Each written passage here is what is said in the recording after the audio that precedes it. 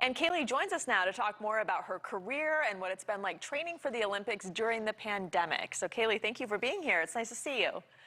It's nice to see you. Thank you so much for having me. Okay, so 6 months from today, if nothing is delayed, we'll actually be watching the opening ceremonies in Tokyo, and you have made the U.S. team. How excited are you? You know, it still feels very surreal, even though I've had almost a year to kind of sit with it. A lot of years filled with hard work have went into making this team and accomplishing this part of my goal, so it's very exciting. Well, Kayle, this has definitely been a bizarre Olympic cycle with the 2020 games now pushed to 2021. Has it been difficult for you to keep yourself ready for these games, both mentally and physically?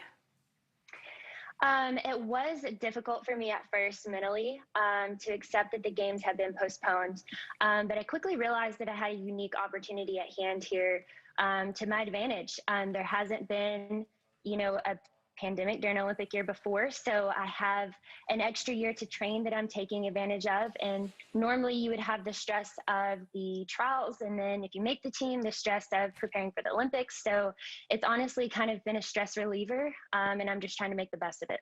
Yeah, at least you can practice outside and be outside when you do it. So we've seen Yes. an increased rate of cases in Japan as of late. What's the latest you've actually heard from the U.S. Olympic Committee about the safety protocols for Tokyo? So I'm seeing the news about the games in the media, just like everyone else in real time.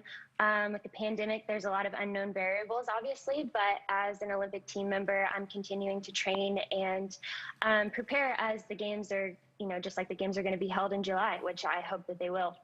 Well, kind of, Kayle, to expound upon that, have you heard anything about a vaccine schedule for Team USA?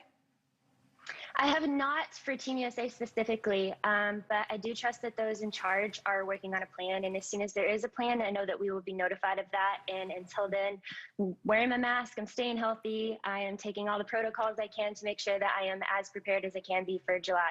Good to hear that. So you made the team in early 2020. What has the waiting period been like for your first Olympic Games, and also knowing that there's a possibility they could be delayed again? I know. I'm trying to just stay positive. I mean, it's all unknown territory here. So there's nothing I can do about the games being postponed originally, and there's nothing I can do if they're postponed again. But I think I speak for all of Team USA that we are very hopeful that the games will happen in July. And I am just taking advantage of the time I have to train to be as prepared as I can be. And Kayle, really quickly, Aaron touched on it in the piece that we saw before we came to you live, but the practice area that you have on your own property, $100,000, just talk to us a little bit about that. I mean, that is pretty unique. Yeah, it was the only one in Arkansas for a long time. And like you saw in the video, there was not anywhere for me to train at the time when I got into this game. So I'm thankful I had parents that pretty much poured their heart and soul into it. I worked 3 jobs at one time to make that happen, make this training facility happen, and it has definitely paid off. So do you have it all to yourself, or do other people come practice there? It is my personal range, but I do a lot of coaching and training, especially with a lot of local youth teams and high school teams too, to just get kids involved that may not be involved in football or basketball or your typical athletic sport. So yeah, we have a lot of people that come here and train too. And I know that at 13 is, when your dad said, no, my daughter is not going to go across the country to train. But how do you even discover that this is something that you're good at? So I get that question a lot. My dad shot competitively.